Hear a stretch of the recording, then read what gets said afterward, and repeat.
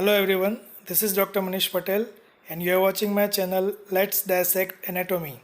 Today we are going to discuss the second part of the nose and paranasal sinuses, in which we are going to discuss the paranasal air sinuses. Okay, so without any delay, let's start. Introduction. The paranasal sinuses are air containing cavities in the bones around the nasal cavity. They are lined by the pseudostratified ciliated columnar epithelium, same as in nasal cavity. Actually, they are 4 in numbers. They are known as frontal, maxillary, ethmoidal and sphenoidal air sinuses. They are arranged in pairs, except the ethmoidal air sinuses, which are arranged in 3 groups: anterior, middle and posterior. तो frontal, maxillary और स्पिनोइडल है वो पैर में है, ethmoidal भी पैर में है, बट उसके 3 ग्रुप हैं, anterior, middle and posterior. They exhibit the 2 sprouts of growth, मतलब वो 2 बार एकदम ज़्यादा उसका डेवलपमेंट होने लगता है. First around the 6 to 8 years of age. तो 6 to 8 ईयर्स की एज है, उसमें उसका डेवलपमेंट एकदम रैपिड हो जाता है during the eruption of the teeth. और दूसरा जो है वो after puberty, means around 20 to 25 years of age. In between उसका जो ग्रोथ है वो फिर से एक बार रैपिड हो जाता है. तो 2 ग्रोथ स्पर्ट्स दिखाता है maxillary all air sinuses. The functions: the humidification, responsible for the vocal resonance. They produce the mucus, they increase the olfactory area, they absorb the shock to the head. Head injury होगी तो अगर air filled spaces होंगे head में तो वो क्या करेंगे, shock absorb करने का काम करेंगे. They also regulate the intranasal pressure and they make the skull lighter. So these are the very important functions of the paranasal sinuses. Now you can see the front and side view of the skull, which shows you all the paranasal sinuses. So here you can see this blue color one, it is the maxillary air sinus. ठीक है. फिर ये green वाला दिख रहा है, that is the frontal sinus. सबसे पीछे आपको दिख रहा है जो, that is the sphenoidal sinus. और जो orange color में आपको 3 groups दिख रहे हैं, they are the anterior, middle and posterior ethmoidal air sinuses. Okay, first of all, the frontal sinus, it lies in the frontal bone deep to the superciliary arch. It extends upward above the medial end of the eyebrow and backward up to the medial part of the root of the orbit. It opens into the middle meatus of the nose at the anterior end of the hiatus semilunaris. ये हमने discuss किया था पिछले video में. अगर याद नहीं है हर एक मिएटस में कौन कौन से ओपनिंग है, तो पिछला वीडियो पहले देख लो, उसके बाद ये वीडियो देखो. They are 2 in number and are unequal in size. The average height, width and epidiameter are around 2.5 cm and they are well developed in male as compared to female. They are absent at birth and are very well developed around the 7 to 8 years of the age, but reach their full size only after the puberty. The arterial supply is by supraorbital artery, the venous drainage by supraorbital and superior ophthalmic vein.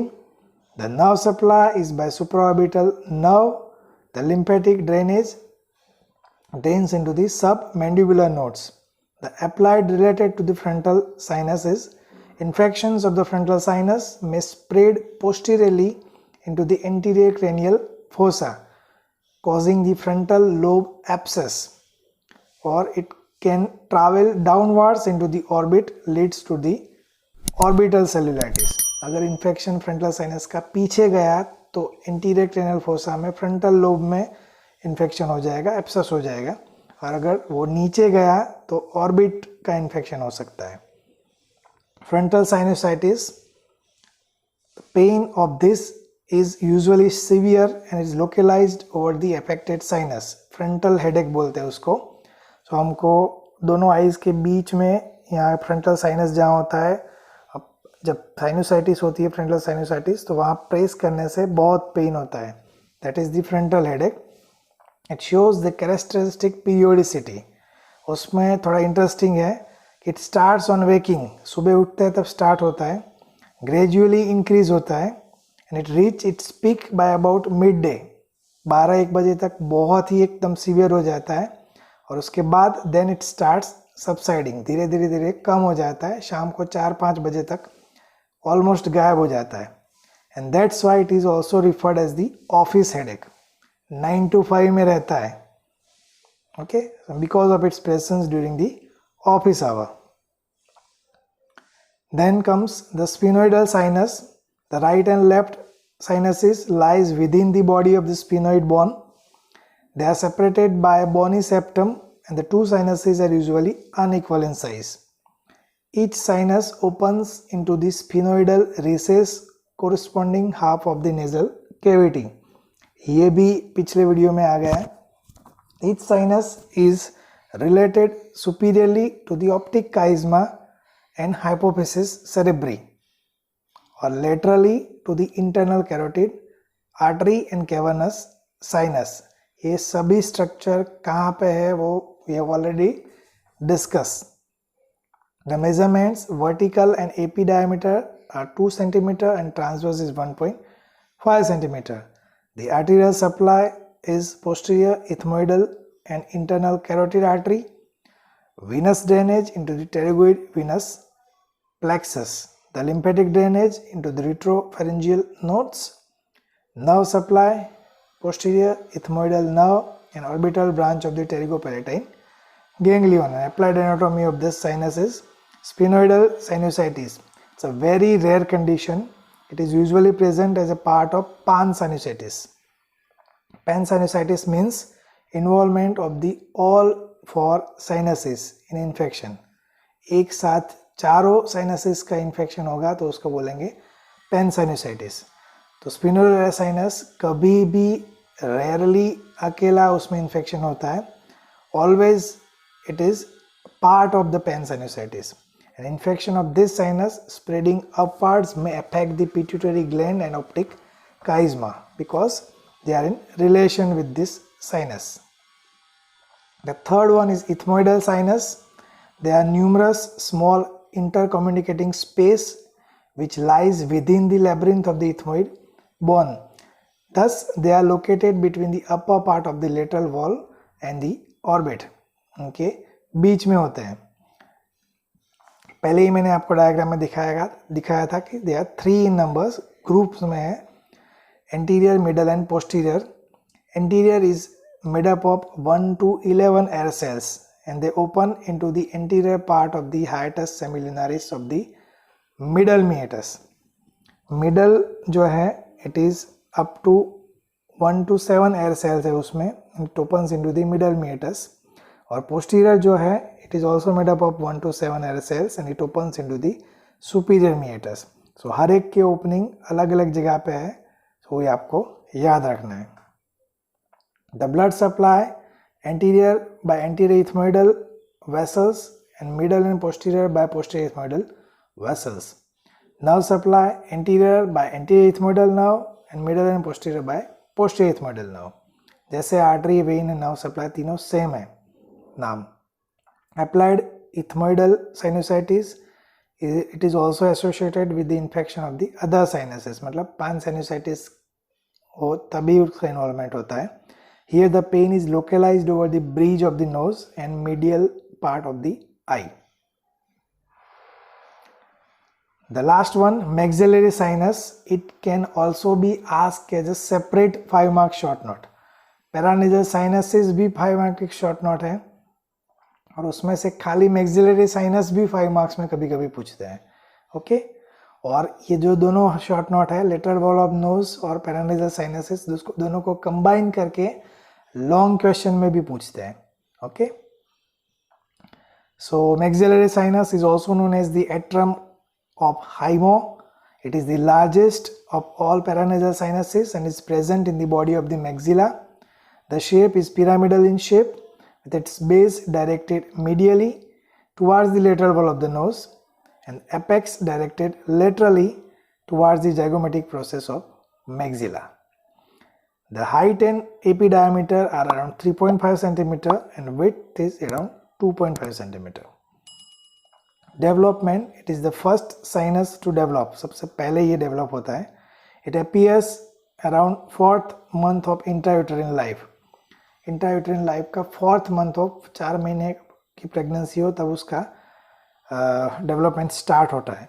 It enlarges rapidly during 6 to 7 years of age. मतलब जो generally सभी sinuses के दो growth spots हैं, one at 6 to 8 और दूसरा after puberty, उसका भी ऐसे ही है.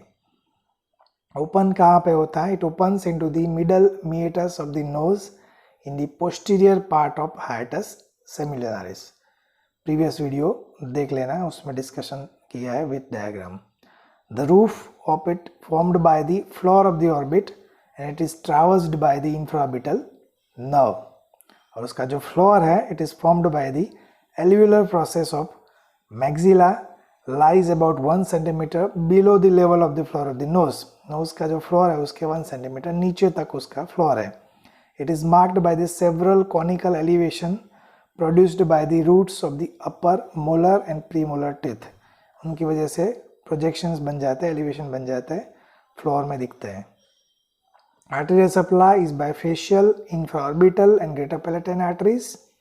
Venous drainage by facial and pterygoid venous plexus. Lymphatic into the submandibular and nerve supply by infraorbital and anterior, middle, posterior, superior alveolar nerves. Maxillary nerve की branches है. Applied maxillary sinusitis. This sinus is the most commonly infected of all sinuses. सबसे ज़्यादा infection maxillary sinus का ही होता है. It may be infected from the nose or from a caries tooth. या तो nose का infection वहाँ पे travel करेगा या तो कोई teeth में infection है तो वो वहाँ पे travel कर सकता है.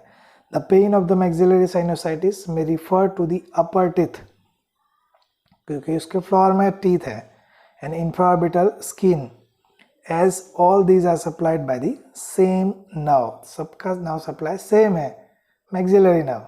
That's why एक जगह पे infection होगा तो बाकी सभी जगह पे pain हो सकता है. Okay, so that was maxillary sinusitis. और दूसरी condition है carcinoma of the maxillary sinus. So it arises from the mucosal lining of the sinus and signs and symptoms depends on the direction of the growth. Growth का direction कौन सी जगह पे जाएगा, growth कहाँ पे transfer होगा, उसकी मुताबिक उसका signs and symptoms होता है. तो ऊपर गया, invasion of the orbit हुआ तो it causes the proptosis and diplopia. मतलब double vision, diplopia means double vision, double दिखेगा अगर कैंसर ऊपर ऑर्बिट में गया. और प्रोप्टोसिस मतलब bulging of the eyeball, eyeball उसका बल्जिंग हो जाएगा. If infraorbital nerve is involved, there is a facial pain and anesthesia of the skin over the maxilla. Invasion अगर फ्लोर में गया, नीचे गया, तो it produces the bulging and ulceration of the palate. Palate का ulceration हो जाएगा, bulging हो जाएगा. अगर आगे गया फॉरवर्ड तो it obliterates the canine fossa and produces the swelling of the face. अगर पीछे गया it may involve the palatine nerves and produce the severe pain which refers to the upper teeth. Medially उसका cancer का growth गया तो it produces the nasal obstruction and epistaxis. और अगर laterally गया तो it produces the swelling of the face. Okay, so that is all about the paranasal sinuses. It's a very important 5-mark short note. Hope you like this video. If you like it, hit the like button, subscribe the channel and don't forget to press the bell icon and share it to your friends. So see you in the next video. Till then, goodbye. Thank you.